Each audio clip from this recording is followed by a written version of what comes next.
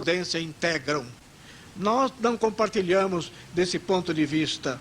Uma lei tem uma certa elasticidade, que permite uma adequação aos novos fatos e aos novos valores. Mas chegado a um certo momento, impõe-se a substituição da regra para que não se gere o artifício que se coloca como substituição da interpretação legítima da hermenêutica autêntica.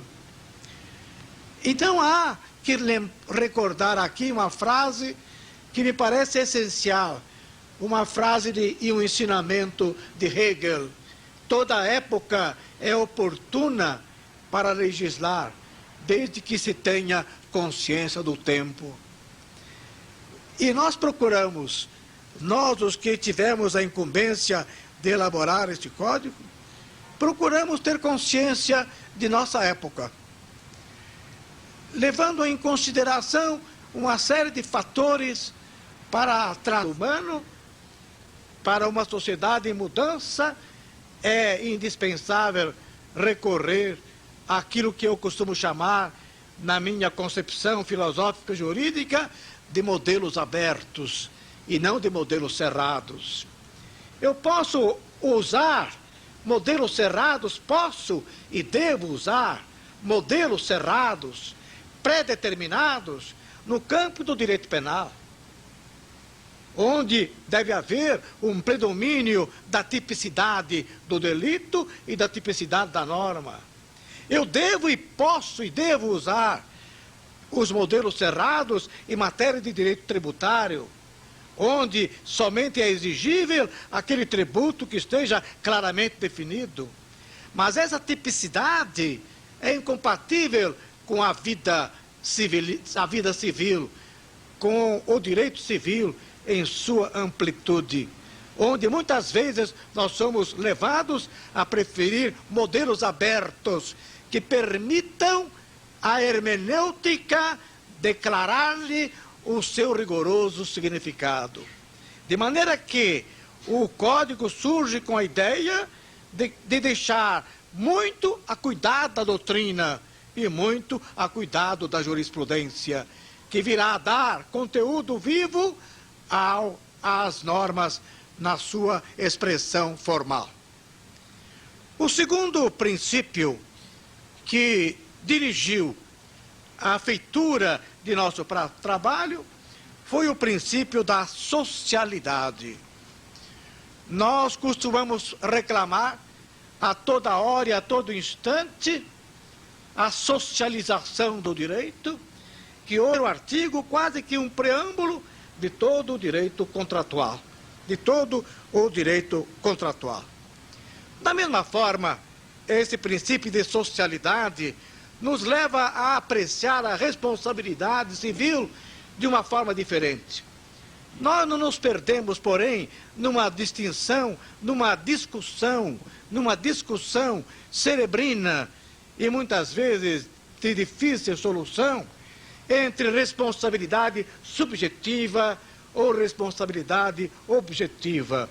Porque os juristas, os civilistas até hoje não souberam responder com segurança o que é que entendem por responsabilidade objetiva. Nós preferimos examinar o problema sobre o aspecto da sua estrutura social. E então, em primeiro lugar, reproduzimos a norma fundamental da responsabilidade por culpa. Em princípio, responde-se por culpa. Porém, se aquele que atua na vida jurídica desencadeia uma estrutura social que, por sua própria natureza, é capaz de pôr em risco os interesses e os direitos alheios, a sua responsabilidade passa a ser objetiva e não mais apenas subjetiva. Então estão verificando, os senhores, que para tratar da matéria de responsabilidade, nós recorremos a um conceito de estrutura social. Isso já prevalece no direito do trabalho de uma maneira clara e límpida. A relação de trabalho e a operação de trabalho é de tal estrutura que pouco importa indagar-se se o operário teve culpa ou não teve culpa, se ele sofreu um acidente no trabalho. A responsabilidade resulta objetivamente da estrutura do trabalho mecânico, da relação mecânica do trabalho. Da mesma forma, nós diremos que resultará à vista do juiz e da doutrina e da jurisprudência a responsabilidade toda vez que houver uma estrutura que põe em risco, por sua natureza, aos direitos e aos interesses de terceiros, daqueles com os quais essa estrutura entra em contato, às vezes sem nem sequer ter qualquer benefício direto ou indireto da sua operabilidade. O terceiro princípio que norteou a feitura deste nosso projeto, e eu vou me limitar a 3 apenas, não por um vício de amar o trino, mas porque não há tempo para tratar de outros que estão, de certa maneira, implícitos: operabilidade. Ou seja, toda vez que nós tivermos que examinar uma norma jurídica e havia divergência de natureza teórica sobre a natureza dessa norma, ou a conveniência de ser enunciada de uma forma ou de outra, nós pensamos no ensinamento de Ehrenberg, que diz que é da essência do direito a sua realizabilidade. Realizabilidade. O direito é feito para ser executado. Direito que não se executa, já dizia Ehrenberg na sua imaginação criadora, é como chama que não aquece, luz que não ilumina. O direito é feito para ser realizado, é para ser operado. Porque, no fundo, o que é que nós somos, nós advogados? Operadores do direito. Operamos o código e as leis para fazer uma petição inicial. E levamos o resultado de nossa operação ao juiz, que verifica a legitimidade, a certeza ou a procedência ou não da nossa operação. O juiz também é um operador do direito. E a sentença é uma renovação da operação do advogado segundo o critério de quem julga. Então é indispensável que a norma tenha operabilidade, a fim de evitar uma série de equívocos e de dificuldades que hoje entravam à vida do Código Civil. Eu darei apenas um exemplo. Quem é que no direito civil brasileiro ou estrangeiro, até hoje, soube fazer uma distinção nítida e fora de dúvida entre prescrição? Mas vamos para frente. Qual é o outro protagonista? O outro protagonista é o empresário. O empresário que, baseado na autonomia da vontade e na liberdade de contratar, e baseado, sobretudo, no princípio salutar de que a pessoa do sócio não se confunde com a pessoa jurídica, o empresário se vale dessas duas forças fundamentais: a autonomia da vontade e o poder societário de um lado, e a distinção entre pessoa física e pessoa jurídica. O empresário se vale dessa distinção para tirar proveito à custa alheia. Organiza uma sociedade, organiza uma empresa, uma sociedade por cotas, geralmente uma sociedade por cotas de responsabilidade limitada, de uma tal maneira que esse capital seja logo integralizado e a responsabilidade, portanto, inexista na prática. E depois de ter usado os recursos de terceiros e do crédito de terceiro, o empresário vai transferindo o que é positivo para o seu patrimônio pessoal e vai depois à concordata ou à falência à empresa. E então é preciso que haja um respeito à personalidade jurídica da empresa. Sim, porém, enquanto ela se mantém fiel à sua natureza.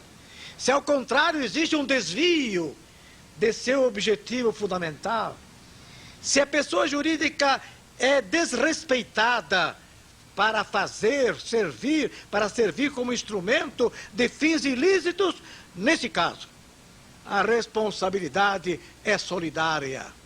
E o sócio, ainda que o contrato diga o contrário, o sócio responde solidariamente com as obrigações sociais.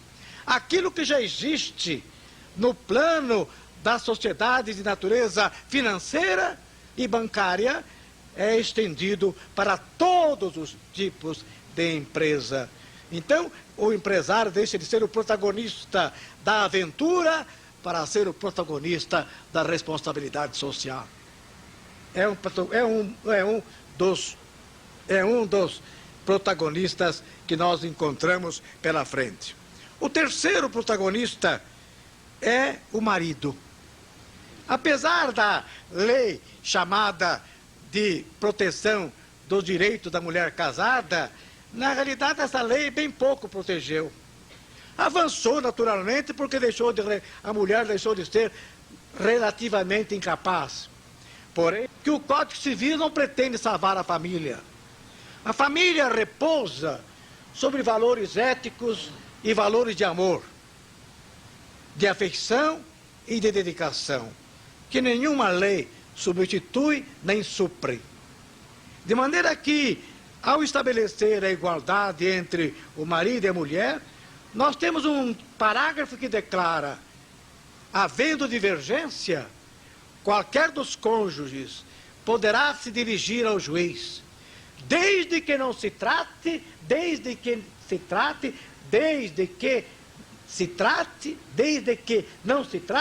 de questão personalíssima. Desde que não se trate de questão personalíssima.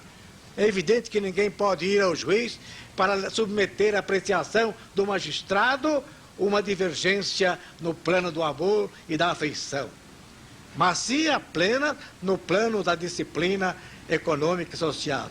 Esta norma nós a tiramos do Código de Direito de Família da Polônia e também já foi adotado pelo Código Italiano. E aqui, para amenizar um pouco a exposição, o Código Civil Italiano, a lei de família, porque há o Código Civil Italiano de 42 e há uma lei de família mais recente, que modificou a lei italiana, que era muito drástica e muito contra a mulher.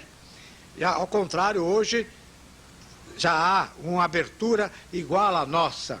Mas, de qualquer maneira, esse parágrafo estava escrito e continua escrito e foi depois modificado ao dizer que, havendo divergência, qualquer dos cônjuges se dirigirá informalmente ao juiz.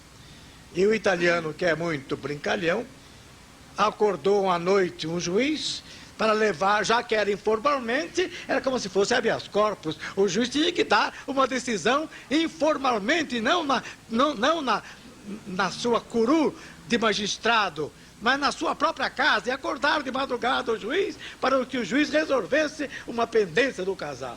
E isto levou o legislador italiano a tirar logo informalmente para pôr tranquilidade nas noites dos nossos juízes. Mas passemos a um quarto protagonista. O quarto, já vimos o proprietário, vamos ver agora o testador. O testador, que hoje em dia tem um poder extraordinário, é inegavelmente